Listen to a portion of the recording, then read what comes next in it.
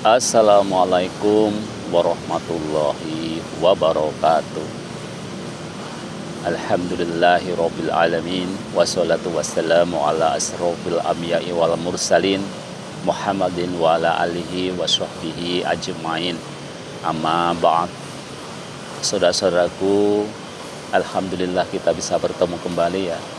Masih tetap dengan nikmat iman, nikmat Islam ya, nikmat sehat fisik, mental, sosial, dan spiritual, dan juga nikmat waktu luang. Saudara-saudaraku, Ramadan sudah berlalu dan hari ini kita ada di bulan Syawal, bulan yang konon katanya adalah bulan peningkatan, bukan bulan penurunan. Mudah-mudahan kita termasuk golongan orang-orang yang memenuhi sesuai dengan bulan tadi adalah bulan peningkatan, ya, bukan bulan penurunan.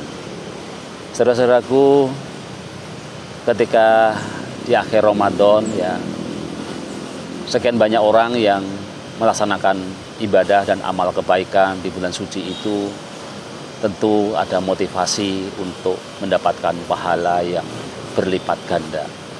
Apakah itu salah? Tentu saja tidak ya, karena memang itu telah dijanjikan oleh Al-Quran, dijanjikan juga sesuai dengan hadis-hadis Rasulullah Shallallahu Alaihi Wasallam. Nah, hal yang perlu digali dan ditelusuri hingga sampai hati terdalam adalah, adakah unsur hawa nafsu yang merasuk dalam ketaatan kita selama ini? Ketika kita melakukan hal-hal yang berbau duniawi ya, mungkin kita ya itu sesuatu yang mungkin mengatakan kita itu hawa nafsu. Tetapi ketika itu sebuah ketaatan, apakah ada hawa nafsu gitu ya?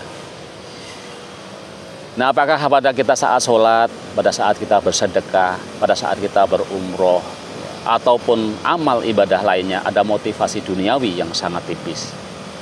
Ada beberapa ungkapan saran yang sering kita dengar dalam kehidupan sehari-hari ya, seperti menjadilah manusia yang humble, ya, jangan sok suci ya, ya. Jadi kita bisa humble, bisa bergaul dengan pada semua saja gitu ya, tidak memilih-milih teman gitu ya. Kemudian juga ada nasihat lagi, bersikaplah hati-hati untuk tidak mudah menilai orang lain ya. Kadang-kadang ketika kita mungkin lagi-lagi ada merasa kita sudah melakukan sebuah kebaikan ya, bukan berarti kemudian kita mudah untuk menilai orang lain ya. Kemudian juga ada nasihat, seringlah kita evaluasi diri sendiri sebelum menghukumi orang lain ya.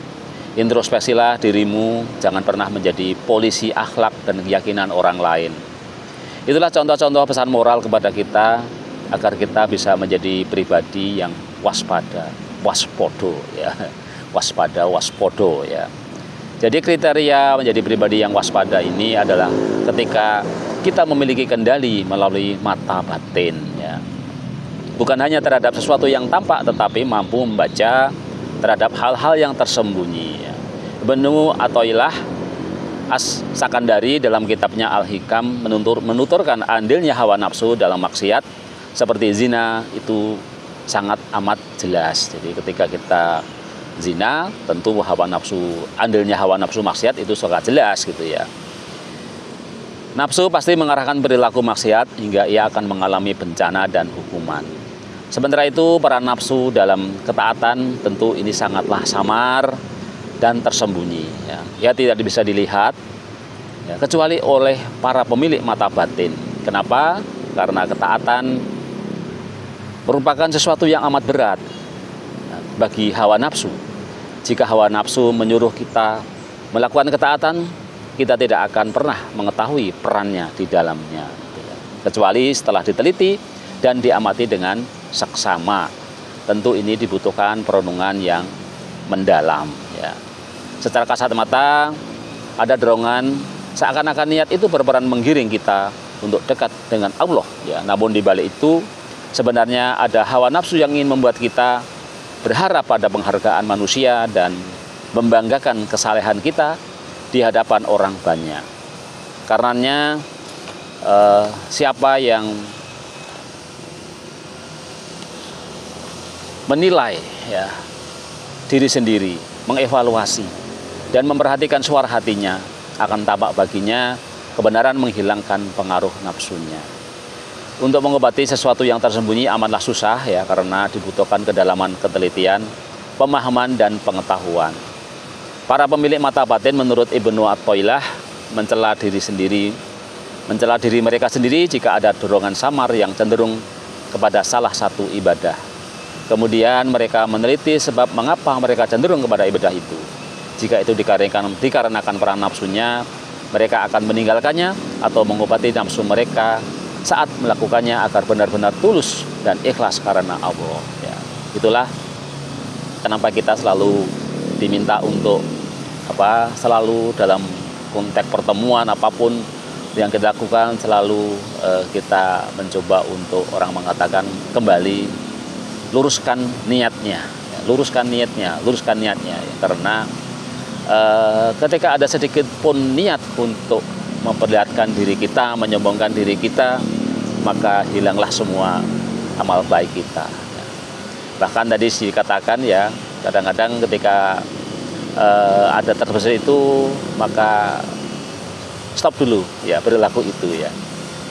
Tetapi apakah harus demikian gitu ya? Ya katakanlah kita sudah terbiasa rajin ke masjid ya.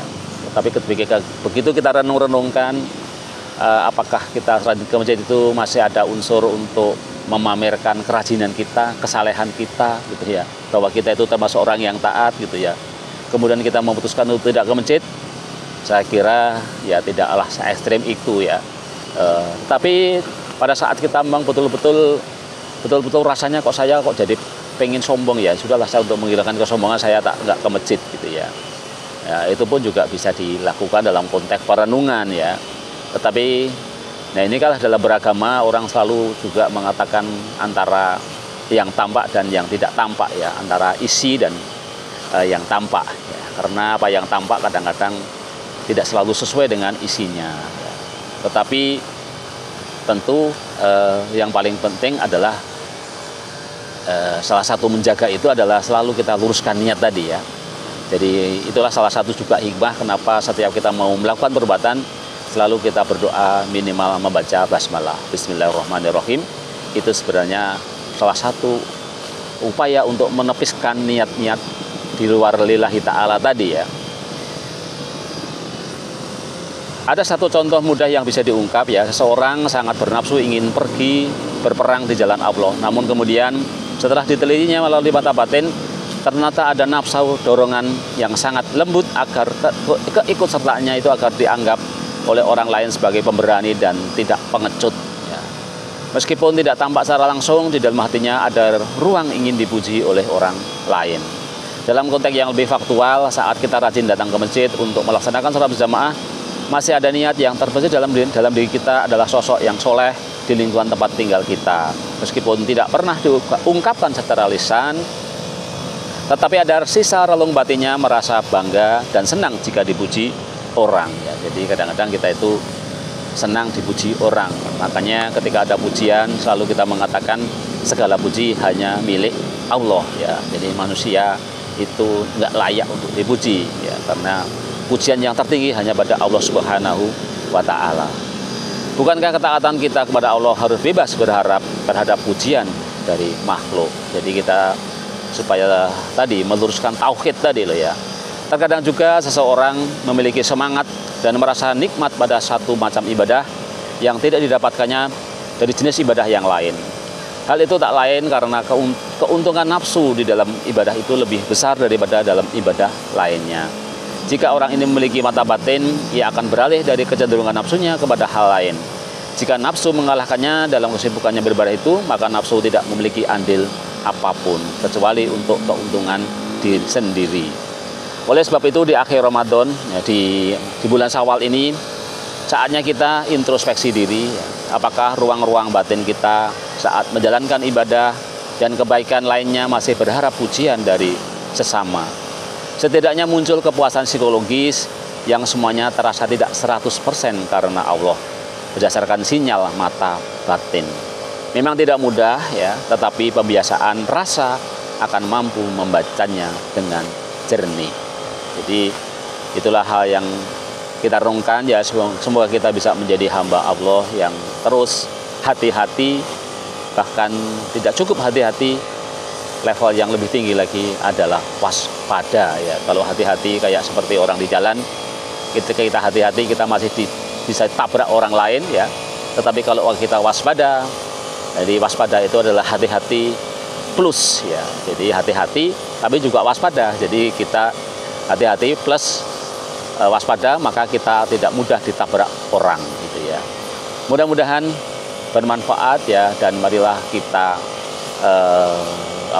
selalu merenung, introspeksi terhadap apa-apa yang sudah kita lakukan. Walaupun itu kebaikan, mari terus kita renungkan apakah kebaikan itu benar-benar lillahi ta'ala, apakah kebaikan itu benar-benar punya nilai ibadah. Mari kita terus koreksi dengan terus kita membaca doa, terus kita mengucapkan minimal basmalah ketika kita akan melakukan sebuah kebaikan. Demikian, wassalamualaikum warahmatullahi wabarakatuh.